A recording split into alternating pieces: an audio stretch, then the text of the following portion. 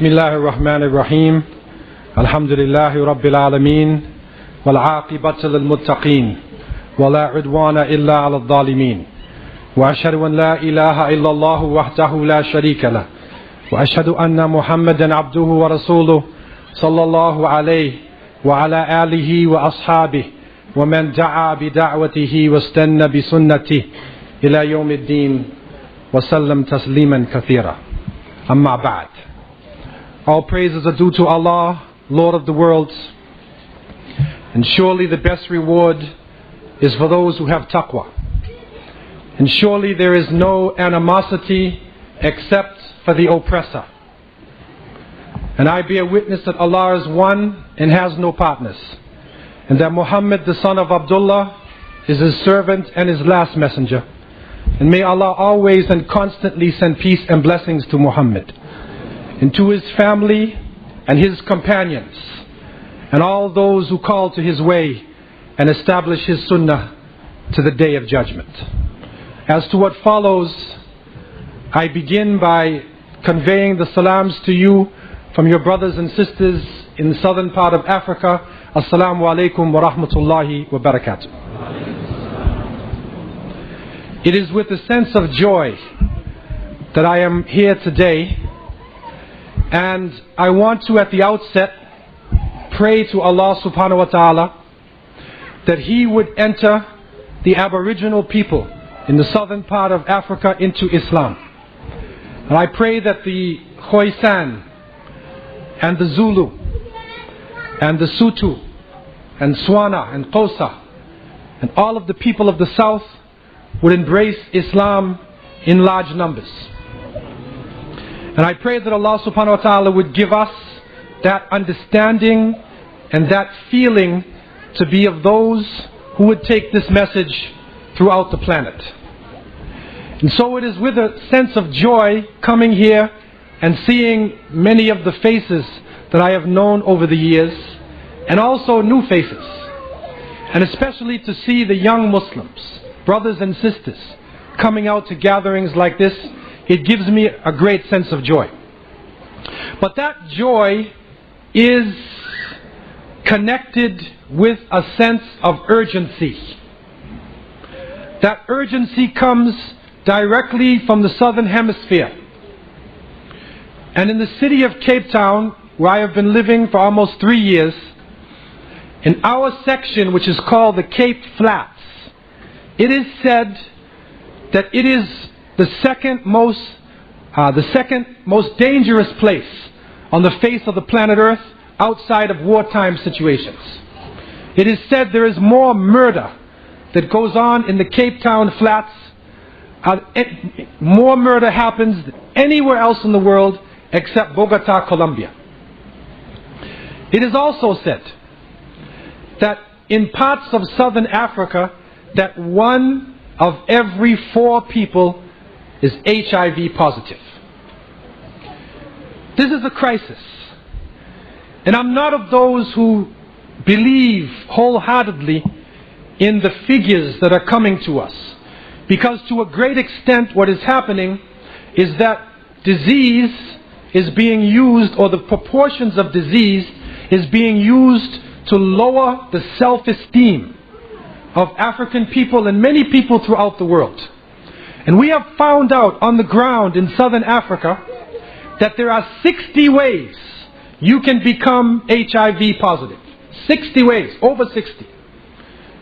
If you had hepatitis, tuberculosis, malaria, if you suffer from malnutrition, there is a number of ways that if you take the test, you will appear, or it will appear that your immune system is breaking down.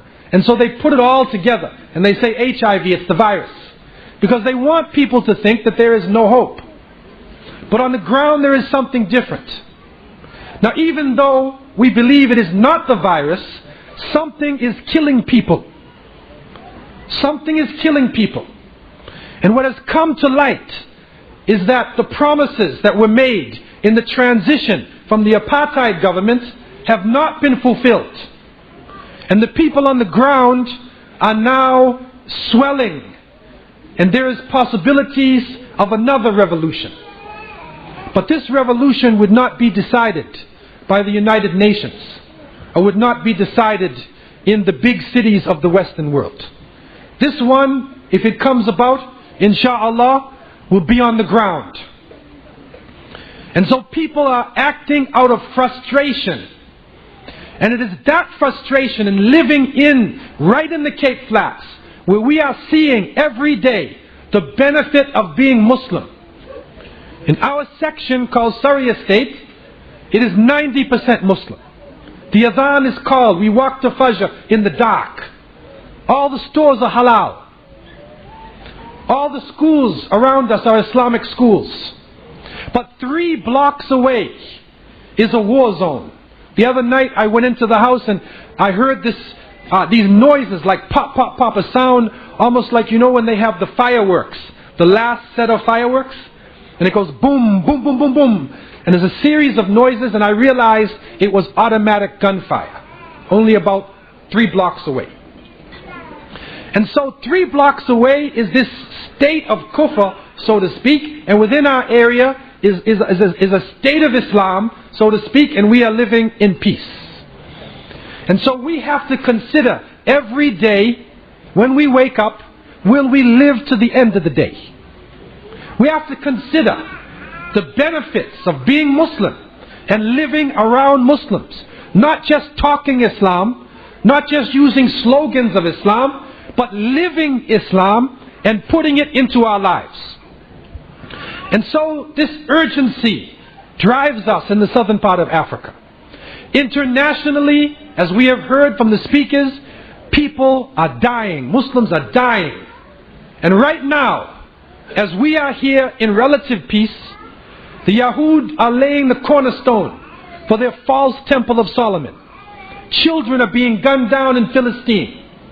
And somehow, this information, this connection to the Muslim world has to remain amongst all of the believers, so that we are in contact with what is happening to our people and the urgency that Muslims are feeling on the ground in the Muslim world is maintained, even though we are living in a relative state of peace. And so it is with this feeling I seek refuge in the words of Allah subhanahu wa ta'ala, when He tells us, A'udhu billahi minash shaitanir rajim, Ya ayyuhalladhina amanu taqullaha wa qulu qawlan sadida, yuslih lakum a'malakum wa yaghfir lakum dhunubakum, wa man yuti' Allaha wa rasulahu faqad faza fawzan azima. O you who believe, have the consciousness of Allah and speak a straightforward word. He would repair your deeds, forgive you of your sins, and whoever obeys Allah and His Messenger has surely gained a mighty triumph. And so I want to talk to you today at the conclusion of this conference directly from the heart. Not as a so-called scholar, but as a brother. Straightforward. Because we need to be honest with each other now. The time is short. And there are major changes that may come about within the next 10 years. And so the decisions that we are making as young Muslims, as young adults who are starting families, as senior adults who can look at their children growing up, the decisions we're making now and the next few years will be critical for our families and for the direction of this ummah, especially here in the UK and in other parts of the Western world. It is the time of fitan, of confusions, of trials. And I seek refuge in the words of the Prophet ﷺ when he has told us, لا تقوم الساعة حتى تظهر الفتن ويكثر الكذب وتتقارب الأسواق. رواه Ahmed.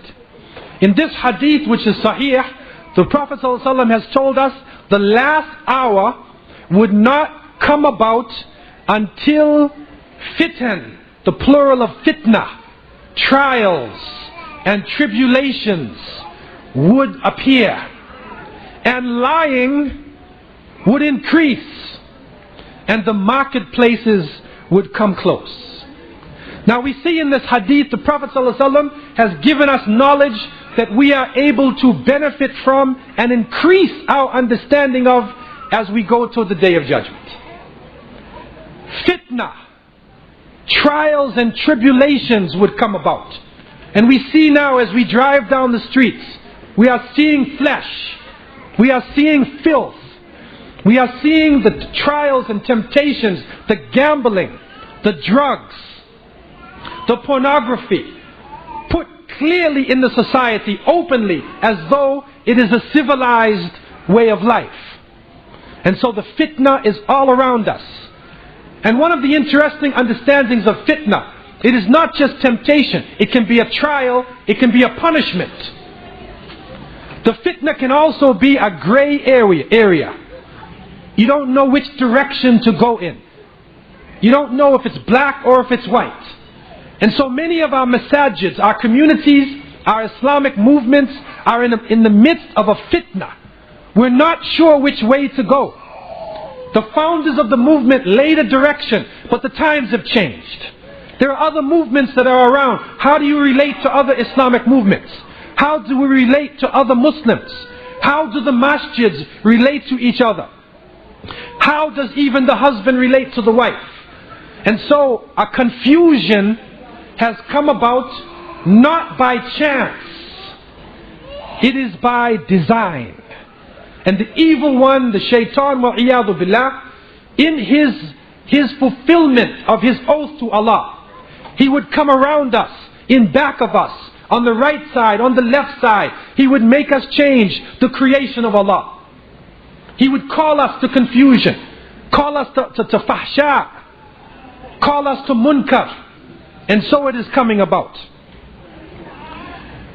Recently, I was on a plane going to Hijaz, and I was reading the Saudi Gazette. And normally, in reading the Gazette is just to know on a superficial level what is going on. It doesn't really tell you actually what's happening on the ground. But in this particular article, which was July 2nd of this year, I found an article that was so penetrating. It was so bizarre in its text and penetrating in its analysis that I want to give you some idea of this article that appeared. The writer brought us the information that a Christian missionary group sent to southern Yemen had managed to convert 120 Yemenis to Christianity. One of them, wal-iyadu billah, according to the report, even tore up the Quran. This is a strange thing, as we know the strength of the Yemeni people.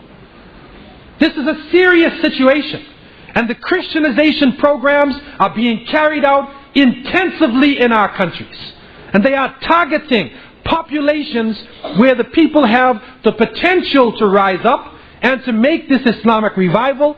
These populations are being targeted in Sudan, in Indonesia, all throughout Africa, in Asia. We find the Christianization programs going on, millions of pounds being spent to support hordes of missionaries sent into our countries. But the analysis of the text was interesting to me, and it confirmed many of the thoughts that I had in the past. The author spoke about the factors that make the Christianization campaign possible. And this is not just money. How can Muslims leave Islam? What are some of the factors? We need to consider this. Number one, the lack of interest among Muslims for their own brethren. Their own people that are suffering, and other people across the border or another part of the world, they don't care about them. Two, unemployment, poverty, wars, oppression. Number three, ethnic discrimination in certain areas. Number four, the commercialization of Islam for personal gain. That people are using Islam, claiming to be Islamic scholars or Islamic du'at for their own personal gain, and making a business out of it, and not really doing it for Allah subhanahu wa ta'ala. Next, extremism and extermination, and even the fact that massacres have been carried out by so-called Islamic groups. That in some parts of the Muslim world, we saw it happen in Algeria, that even government forces put on beards and put on thobes and carried out murders in the name of Islam. Also, an interesting point, administrative corruption in Islamic countries, resulting in the benefits of the country going to those affiliated to the higher groups. So the benefits within the country don't go to the masses of the people on the ground. It goes to the elite class, to the higher groups, and they leave the missionaries on the ground with the poor Muslims. In one part of northern Kenya, they even reached the point where they were bringing food to people suffering in a drought. And they had two bowls. One bowl had bitter food, mur, and they said, this is Muhammad. And another one was sweet, and they said, this is Jesus. That's the level that they went to try to brainwash children. They even had in Kenya, in Mirti, there was a church that had a minaret and a dome, and it called to prayer 5 times a day. A church. That's the level that they reached in terms of carrying out the program. The final part of the article stresses the fact it is on the shoulders of the scholars and the learned Muslims and enlightened Muslims to draw attention to these factors and to deal with the core reasons why this can come about, why some of our people can be taken away with a confusing ideology that has nothing to do with Isa alayhi salam. So when we look at ourselves in the Western countries, and I'm recently coming from Canada, and there the Muslims are in a state of shock. There is apathy, material security. It is putting Muslims to sleep. And in countries like Canada and in Australia, Muslims are living in nice houses, driving big cars, and somehow they are forgetting about what is happening to their brothers and sisters. For many of the young Muslims, the struggle in Palestine or in Macedonia or in other parts of the Muslim world, it becomes like some distant struggle. The evil empire, they're fighting up to Star Wars or something. It's like some distant struggle that you hear information about, instead of relating directly to what is happening on the ground. When many of us travel to Muslim countries, or so-called Muslim countries, we only see the corruption, or we only remember the bribery and the problems that we faced when we took our summer vacation. But what we have to realize is that our countries are in a state of transition out of a colonial period, out of a corruption into Islam, and it will take time for our countries to come to the point where they can accept a Khalifa, and we can go back to the original Islam where we are moving in one direction as one ummah. But don't think that because we're here in UK that we're safe, or in Canada, or in the United States, or in Australia. You're not safe, because there is a hot war and a cold war. And the cold war that goes on is that war that doesn't kill your body, but it kills your mind. It kills the mind of your children. It turns your children's goal in life. Instead of trying to be a pious person, many of the young Muslims, they want to be gangsters. They want to be criminals. Criminals are the heroes. Drug dealers in many of the communities, they're driving BMWs. They have the latest cell phone. They have hundreds of pounds in their pockets. And so they are becoming the folk heroes within our community. Also, in the educational system and through the media, they are getting us to change our understanding of the family. The family. And here we see the Qawmul Lut. The people of Lut, as the people of Lut alayhi salam, the homosexuals. And in Canada, where I am just coming from, many of the Muslims were in a state of shock. Because there, which may be one of the primary points of the attack of the homosexuals in the world. They're focusing on Toronto, Canada. 800,000 plus homosexuals marched in the gay pride parade. This is just recently. They marched with the mayor of the city. They marched with city officials. And the confusing point, and we have seen this and we've discussed it here in this forum over the years, but what they did this year has gone past our understanding. There was a special float for religions, floats, and they had a float for Islam. An Islamic homosexual group, wal-iyadu billah, has resurfaced again. I thought I got rid of them about 10 years ago, man. They came back to the surface. Now they call themselves Al-Fatiha. You know, because they're looking for these openings. Al-Fatiha. This is what they call themselves.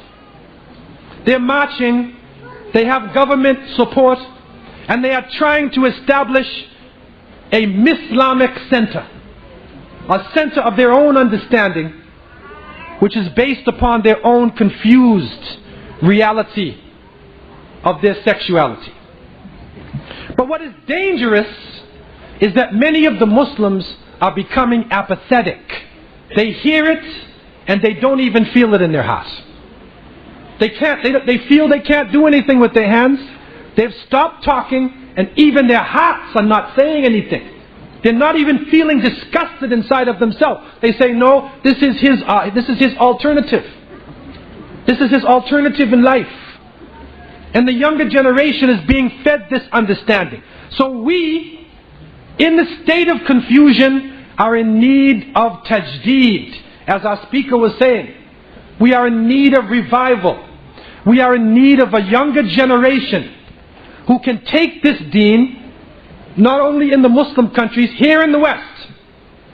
A younger generation who are comfortable with the original sources of Islam, who are aware of technology, aware of the changes that the world is going through, and also they are ready to come forward to the public. They are not shy or afraid. Their modesty, their haya is from Allah subhanahu wa ta'ala. Al-haya'u min al-iman.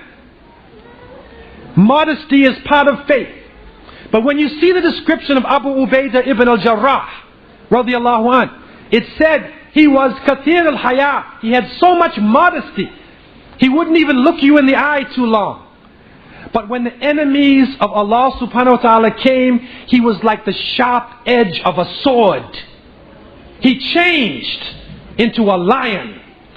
And so he was soft amongst the Muslims, humble personally, but when it come time to face the non-Muslims, to stand up to evil and munkar, he was strong. That is the personality that we need today. And I want to make a few humble recommendations from years of seeing our community evolve and the need that we are in today. I hear the new Muslims talking. I hear the young people talking. People are coming into Islam. I'm talking to you with Qawlan and Sadida. And they are saying, which Jamaat am I supposed to join? Which organization? Which school of thought? Which masjid am I supposed to go to? How am I supposed to wear my turban? Or do I wear a turban? How am I supposed to wear my khimar? How am I supposed to practice Islam? Because it appears like a confusion. And this is not by chance. This is by design. This is by design. Because if we become a mass of people who only pray, who only fast in Ramadan, who only carry out our rituals, and we go home and we say Alhamdulillah, then we will not be an effective force for change in this world, which is needed right now on the world arena.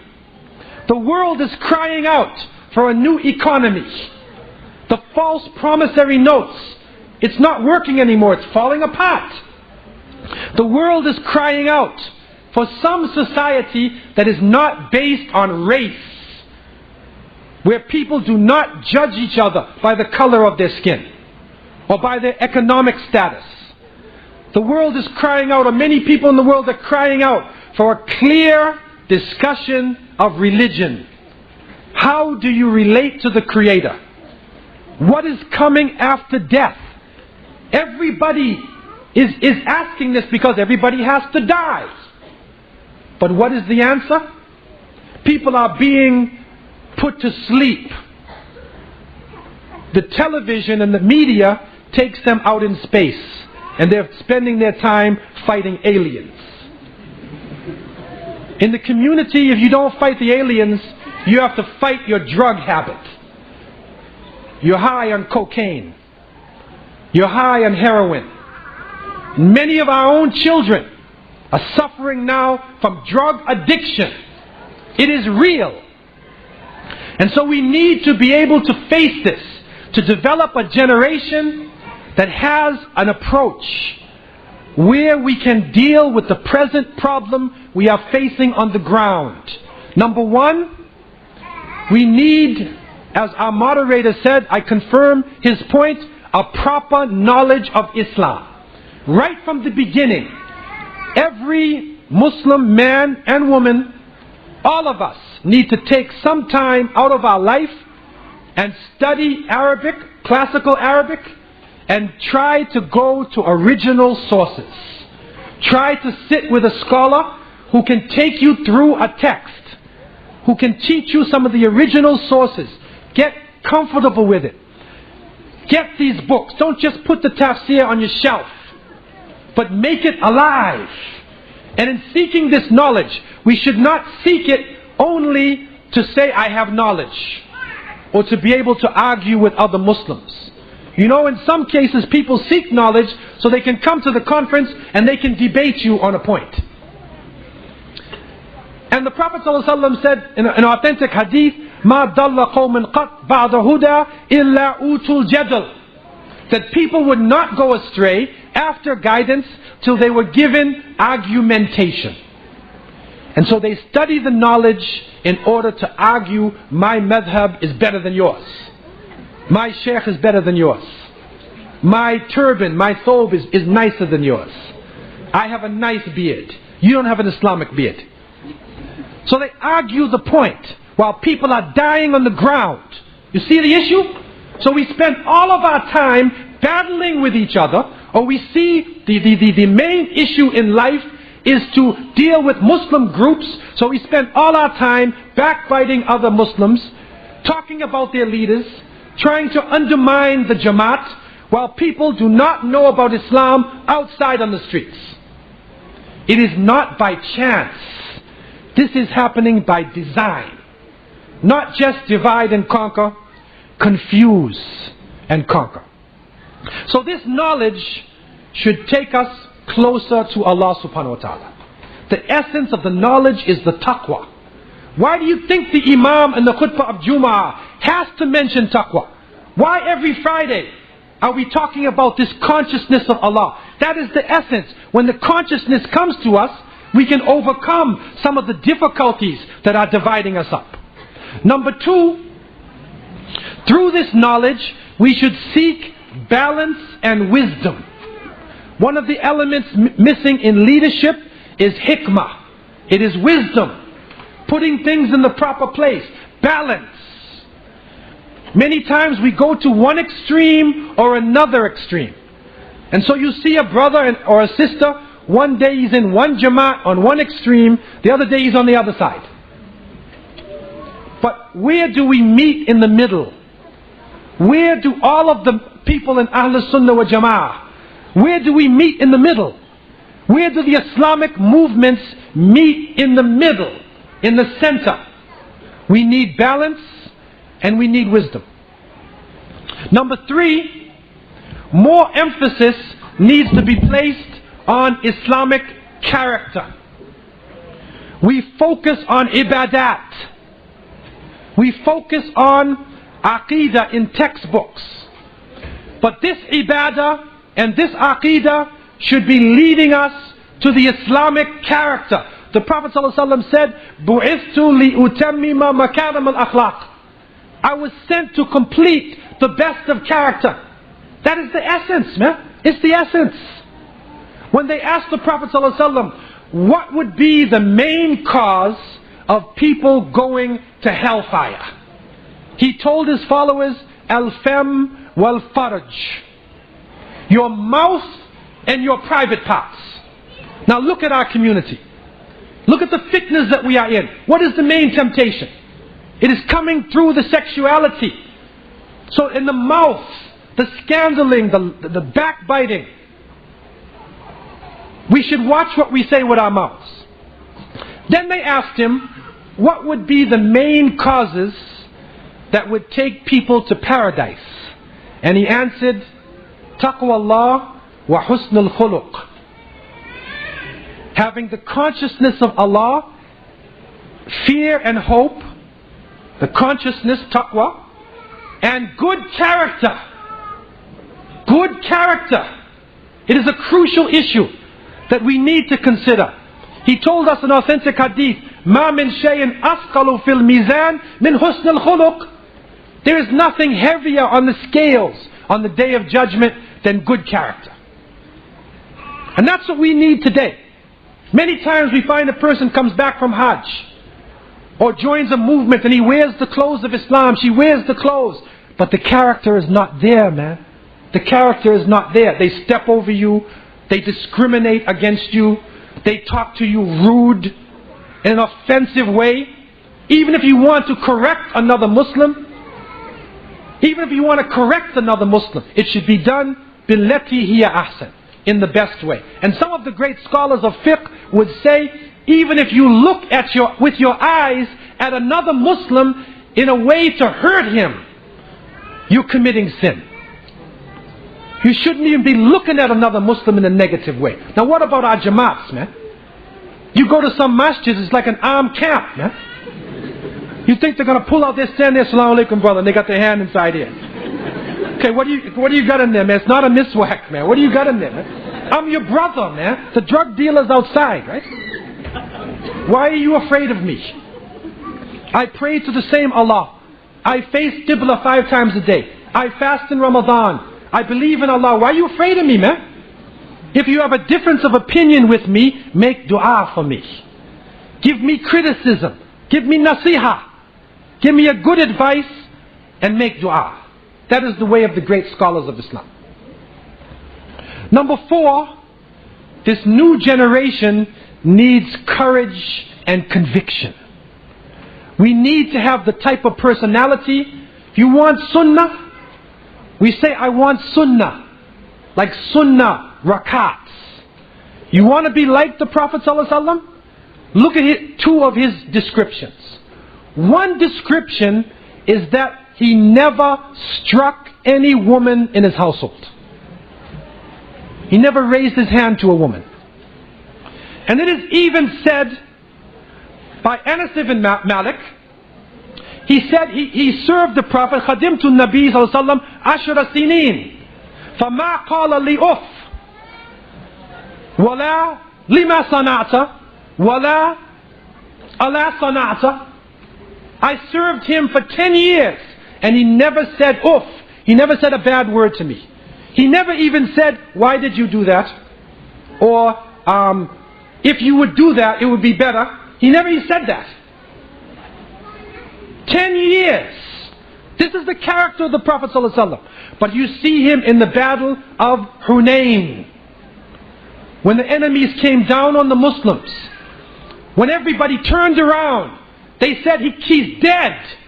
We killed Muhammad ﷺ. He said, Ana Nabi la kadhib. Ana Ibn Abdul Muttalib. I am the Prophet and there is no lie. I am of the sons of Abdul Muttalib.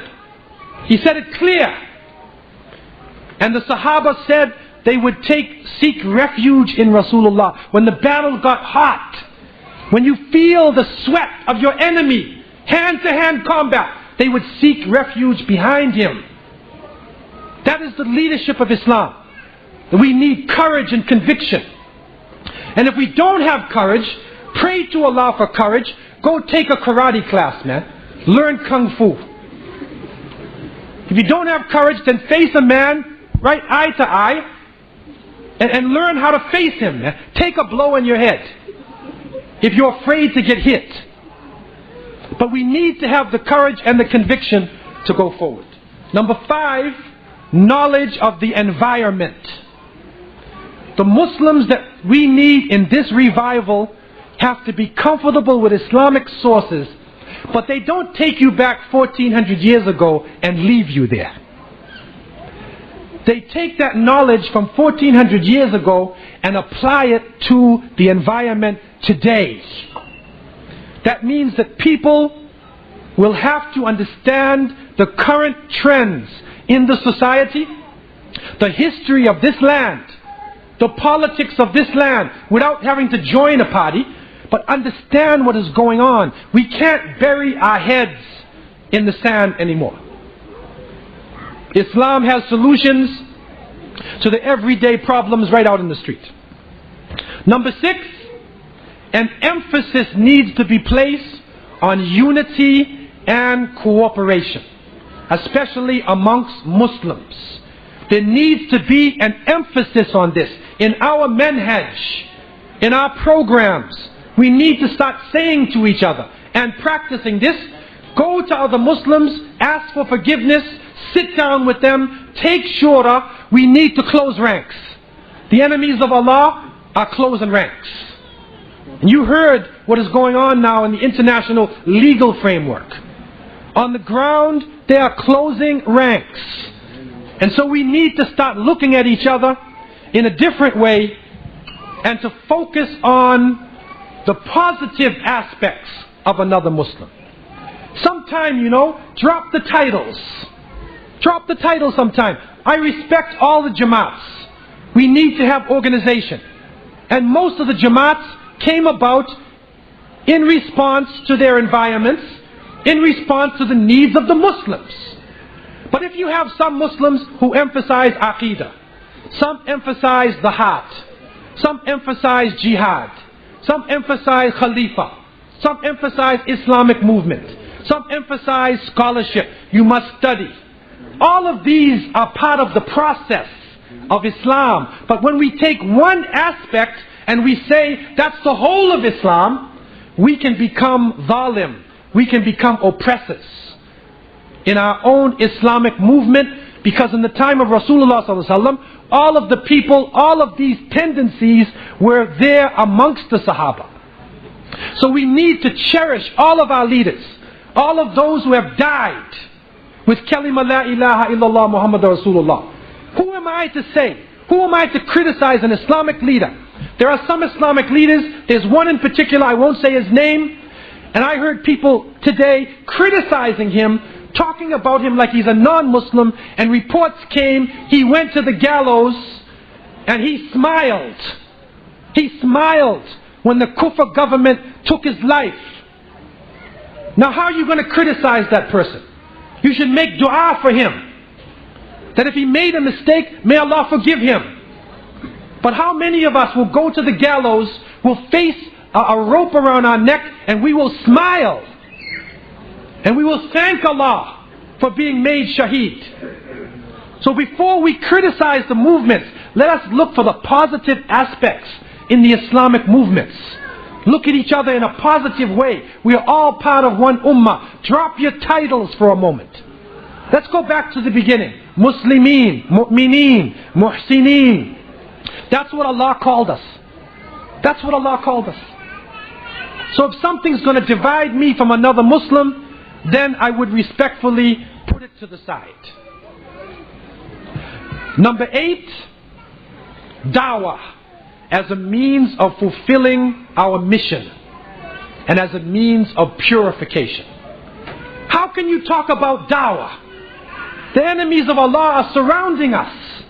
We're being attacked on all levels. It seems like the world is against us. This is the time when the real Muslim stands up. You want sunnah? This is the sunnah of the Prophet ﷺ. Look at the battle of Khandaq. Look at the trench. Look at Hunayn. Look at Uhud. Look at through his life at the time when it seemed the lowest, that is when he would shine. When the Muslims were going to fight the Christians in the north, and they saw the Muslim army the Christian army was so big, many times their size, and some people went back. They said, we can't fight them. They are a superior force. The Muslims would say, did you come here to live, or did you come here to die? Why did you come here? Did you come here to meet Allah, or did you come here to live? That is the attitude of Islam that we need in these times. But it needs to be tempered with balance. And we need to go forward and come openly with the call to Islam. Prophet ﷺ, you look at the dawah, you will see all the way through his life he was calling to Islam. It is the essence of Islam, especially in crisis. And it purifies us. After jihad, which probably is the best way that you want to purify yourself, go out into a jihad. Then when you're in the jihad and the enemy is shooting at you, you look at your brother, you're going to say, are you a Shafi'i? Are you part of my movement? No, you're not going to say that, man. You're going to see a Muslim and say, Alhamdulillah, I got a Muslim next to me. Right? Dawah also purifies us. Because when we go out and face the non-Muslims with Islam, it reminds you of the bigger picture. So we don't get caught up in the small picture. My jamaat, my madhab, my fiqh, my sheikh. Why do you have your madhab? Why do you have your fiqh? Why do you have your sheikh? Because we're supposed to be taking this message to the world. So dawah should be part of everybody's life. See some way that you can begin to go out with Islam, even though the times seem dark. The Prophet ﷺ said, "Ballighu anni walau ayah." Spread this message, even if it is one ayah. Spread this message. How can we go forward with the dawah today? What do we have to offer to the society itself? In Southern Africa, we are sending what is called qafilat dawah. Dawah caravans are going out to the cities, going out to the people, discover Islam in a positive way. As the Prophet ﷺ would say to his followers, Yassiru wa la tu'assiru, Bashiru wa la tunaffiru. Make things easy, don't make it difficult. Call the people, don't drive them away. And so we are taking the caravans out. And it needs to go out all over the Muslim world now. When they think that we're going to roll over and die because we're under attack, this is when we need to come forward. And when you go out in the dawah, when you approach the non-believers with Islam in a positive way, inshallah, you will see the miracles of Allah. Like the mujahideen. You will see and feel, inshallah, the hands of Allah subhanahu wa ta'ala when we are out in the path. Practical approaches to dawah. Approach it on the basis of tahara, purity.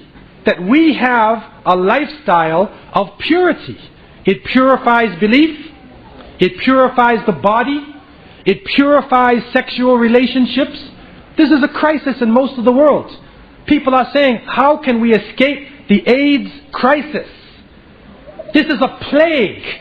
It may turn out to be one of the worst plagues ever. How can we approach it? We have the solution. It's Islamic lifestyle. And we need to make that known and challenge the public. That if they live by Islamic lifestyle, they won't, inshallah, be caught, for the most part, in the HIV/AIDS epidemic. Secondly, Tawheed. That Tawheed is not just a subject that you sit and study with a teacher. It is the unity that is confusing the Christians. It is that unity of humanity, the unity of knowledge, inclusion. We're not a minority group. Stop calling yourself a minority. We're not a minority. We're over 25% of the earth's population. And if we connect ourselves with other Muslims, then we are a major group on the face of the planet Earth. Number 3, Al-Amru bil-Ma'ruf wa-Nahy al-Munkar. Calling to the good and forbidding evil. Our Islam needs to be practical. I want to give you a practical example that we have shared in Toronto and in other parts. It happened to us in Cape Town. One of the imams, a very positive brother, a drug dealer came into the community. What are you going to do? After Salat al-Maghrib, he stood up and he said, I want 50 brothers. Right now, we're leaving the masjid. We're going to march to the drug dealer's house. Okay, make your sunnah prayer, man. And don't make it too long. Don't make it too long. 50 brothers. So we stood and we marched to the drug dealer's house. And the imam himself spoke to the drug dealers. He said, you got 24 hours to get out of our community. You got 24 hours. If you don't leave, we will take your house apart brick by brick. That's sunnah there. That's sunnah. Go forward and face the evil. And this is the time that we need to go forward. Allah subhanahu wa ta'ala has helped the prophets in the past, has helped the followers of the Prophet Muhammad sallallahu alaihi wasallam, and we believe He will help us today. But we need to go forward. Ibrahim alayhi salam in the fire. Musa alayhi salam at the Red Sea. Muhammad sallallahu alaihi wasallam surrounded by the enemies. You need to go forward. This is the time when we need to go forward. What does it do? It not only fulfills our message, it purifies our ranks. And it also brings new people into Islam. And we are in need of a blood transfusion. You know, I was recently in Australia, and they said the Maori people of New Zealand are entering Islam in large numbers. The Maori people, you know that in this rugby they have this hacky thing, where they face the opponent team. You saw them doing it. Okay, they have a warrior code. That's what we need. We need to send them to Philistine. That's what we need. Bring some of them here. You want to deal with skinheads? Bring them right here. We need a blood transfusion. And so Dawah helps us to bring in new life and new blood and a new feeling, a new approach sometimes to our sources, which remain, alhamdulillah, by the mercy of Allah subhanahu wa ta'ala. So I pray that Allah would bless everybody here today, that Allah would strengthen you and give you the courage and conviction and bring you closer to Him. And may Allah make our last words our best words. I pray that Allah would enter all of us into Jannah, and that one day we could have this gathering in Jannah. Inshallah, we ask Allah, you know, if we ever get there, Brother Tanweer, and we ask Him to have an ijtima.